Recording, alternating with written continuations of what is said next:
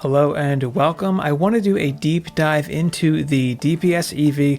I'll go into what a DPS EV can even do, when I think you should level 1, weapons, stat priority and scaling, armor, pets and playstyle, and finally when I think you should use a DPS EV over other heroes. I'll have YouTube chapters set up and timestamps in the description, so feel free to skip around.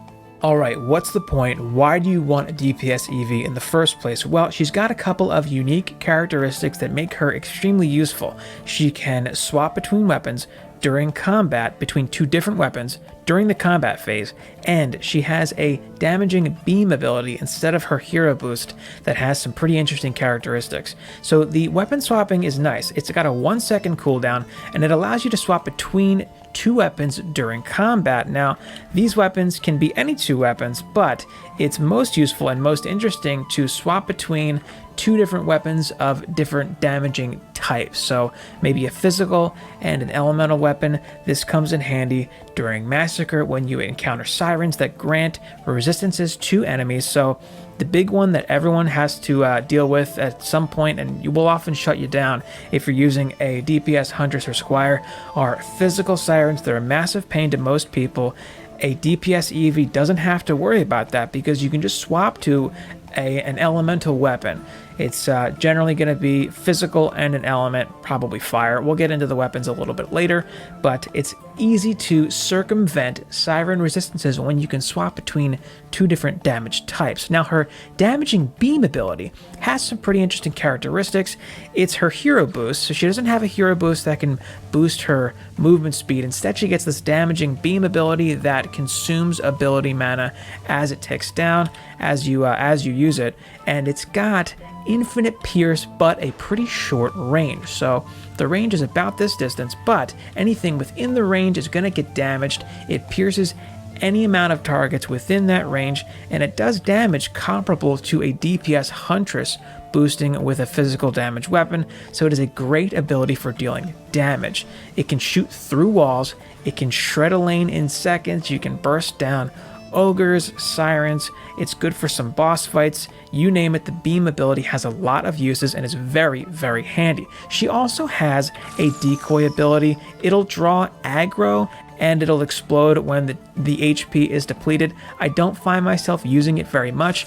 It's possible to have 3 of them down at any given time if you spam them, and if you're in a sticky situation, sure, it's not a bad idea to throw one down and evade danger from, say, some ogres or kobolds or something, but it's not her most useful ability in my opinion. Her biggest hindrance is going to be her movement speed. Not having a hero boost to run faster and cover big spaces is a bit of a hindrance, but overall the DPS EV has a lot to offer. If you're playing on a mouse and a keyboard, the weapon swap is bound by default to J. It's kind of awkward to get that, especially during the heat of combat. I think it's much better to bind it to something more accessible, like, say, I have it on mouse button 5. If you don't have extra mouse buttons, I think good keys to consider are the left alt, the tilde key, which is above tab, or maybe the V key. Either way, I would suggest rebinding it to something easier to get to from your normal hand position on your keyboard or a mouse button. Swapping between two different weapons during combat can be a fun thing to do at any point during progression, but you only need physical damage to get through Nightmare difficulty. In fact, elemental damage is actually worse in Nightmare, so given that you don't really need to swap between two weapons during Nightmare, and the weapons required to really make a DPS EV shine are locked behind Massacre content, I don't think it makes sense to invest in a DPS EV until you're in Massacre. The damaging beam ability is the only reason that a DPS EV is viable as a DPS hero, and it scales rather uniquely off of weapons. You need a weapon with good physical damage, a high number on the physical damage stat, rather than ranged DPS. Because of this, the Protean Blaster is going to be really the only choice to beam with. It's so much better than every other weapon that even a campaign quality Protean Blaster, here I've got one leveled up to 200, is going to be better than a survival demon horns. This is a 327. This is a pretty good demon horns. You're going to see that the beam damage on my demon horns here is 9.194. If I swap over to that Protean Blaster, that beam is going to hit for 9.342. The Protean Blaster comes from the victory chest after beating Throne Room on Massacre, either campaign or survival, as long as you pop that chest with a Huntress. Currently, the best weapon to pair with your blaster is going to be the Spitfire, which is a shotgun that you can get from the summit, either Massacre, Campaign, or Survival, as long as you pop the chest with your Huntress. Same deal as the Protean Blaster. It's a shotgun, it shoots 5 projectiles, and the fire damage scales so well with it that it outpaces every other weapon's scaling with elemental damage completely. It is so much better. Even a campaign Spitfire is going to out DPS a survival demon horn spec'd into poison. Poison's not a good damage type anyway, but it's just so superior that it kind of ends up being the only choice to swap to for elemental damage from your blaster. Given all that, I think it makes the most sense to put off the DPS EV until you can at least get some blasters from campaign to make use of her beam ability. That said, campaign versions of both the weapons are absolutely enough to make use of a DPS EV. In fact, I used to run a no towers build in the Throne Room Massacre Survival a lot, and I would use a DPS EV with campaign versions of the Blaster and Spitfire to get some wins on the Goblin mech. They were more than competent. If any of this happens to change with 1.2 in Rift mode, I'll leave a pinned comment with updated information, but at the moment those two weapons are the most viable. You get them in Massacre, so I think it makes sense to kind of put the DPS EV off until you're at least able to get some blasters from Throne Room. In terms of stats, the perfect piece for really any DPS hero is going to have a vitality, attack, casting skill, and boost. In the case of a DPS EV, I think the most favorable defense stats are going to be power and probably fortify. That way you can drop some emergency walls or a buff beam. Say your strength drain goes down, takes the buff beam with it. That's nice to be able to drop a buff beam, so fortify and power are going to serve the walls and buff beams well as optimal defense stats. Casting is nice for quick repairs and upgrades, but it scales pretty poorly after a certain point, and it's ultimately low priority.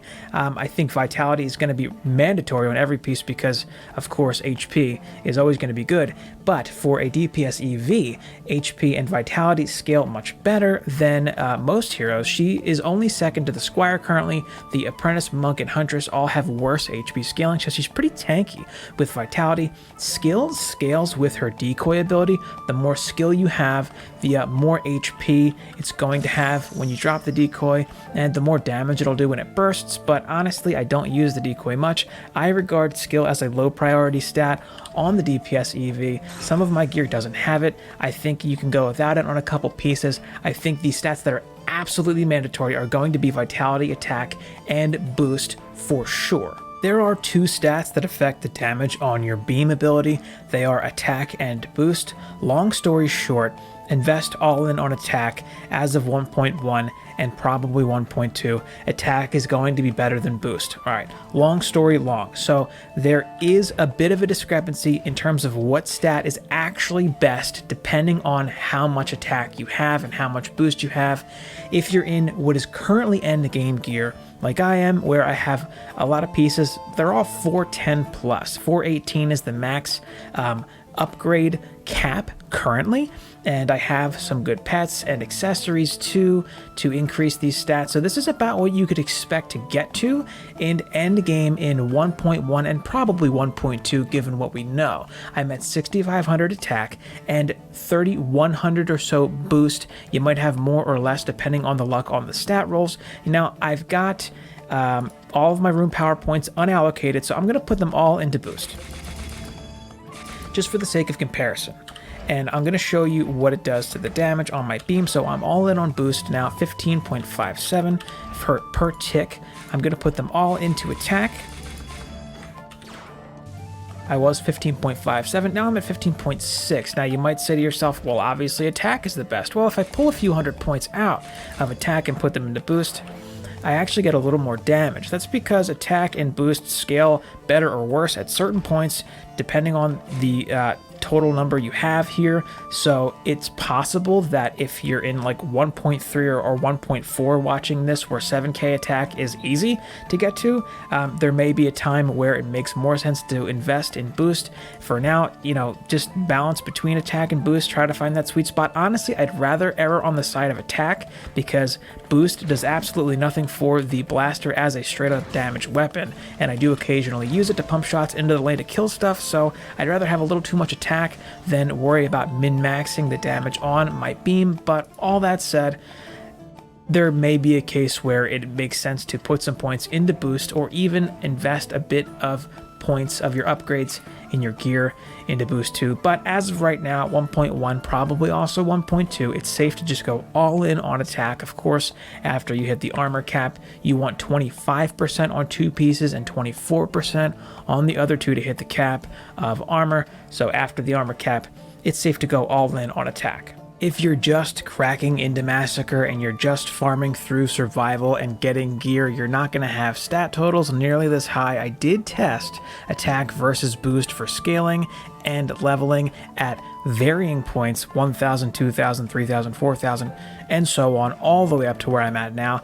Boost was always worse and attack was always better, so it's always going to be safer to invest in attack throughout progression. All that said, I usually just go all in on Vitality anyway if I'm playing Glitter Helm or Throne Room or whatever, so just do whatever you want to do with those points, but go all in on attack on your gear. Use the Rune Power for whatever you think is best. To make things a bit easier in terms of finding good armor, I think Militia and Guard are the best choices, given that they are guaranteed to have a stat you need. Vitality is guaranteed on Guard, and Militia is guaranteed to have attack. A Prop Cat and a Genie are really the only 2 viable pets for a DPS EV currently. If I'm playing solo, I think a Prop Cat is the way to go. It's going to give you big burst damage on your beam, and it'll still let you do respectable damage with your offhand weapon, your Spitfire most likely. It'll also be able to roll with boost. I've never seen a Genie roll with boost. If you have a Genie with boost, jump in my Discord and drop a screenshot. I love to see it, but having a Prop Cat roll with boost is going to give you a little more damage, so big burst damage and good sustained damage on your Spitfire. The biggest downside is that you can't beam forever, but with the Genie you can. So if you're only going to beam, say you're rolling with a Monk or a DPS Huntress with a Prop Cat co-op, and other people are going to be buffing you, then by all means, go in with a Genie and you can just beam all day. It's glorious. If you're on Throne Room and you're stacking up buffs with a Huntress, with a Prop Cat, and a Monk with just infinite hero boost from his Genie, and you have your Genie and maybe another DPS EV, you guys are going to absolutely annihilate the Goblin mech. If you can get buffs from other heroes, or you just want to beam, a Genie's the way to go. Honestly, if I'm solo on a big map like Glitter Helm, where I'm not going to be near someone to buff me, I'm a little torn in terms of what's best. I usually go with a Prop Cat because I want reliable damage from my Spitfire, but I usually find myself wishing that I could beam more. I'm still a little torn on what's best for that situation. So when would you choose a DPS EV over another DPS hero? Well, I think on big maps solo you're going to struggle like Lava Mines or Glitter Helm, but on either of those maps, or any map for that matter, she is a great duo partner or a teammate. I think she really shines in co-op. She is my general purpose go-to DPS hero for co-op. If I can play her, I will. There are certain situations where I won't, say if I'm hard carrying with a pickup group or something like that, but if I'm in Discord with people playing multiplayer, playing co-op, and I can rely on my team, I'm going with my DPS EV. She's very fun to play. She negates sirens, so you can swap between weapon types. She's my absolute hands down favorite pick for Throne Room and Glitter Helm co-op, which are two maps that I run very often.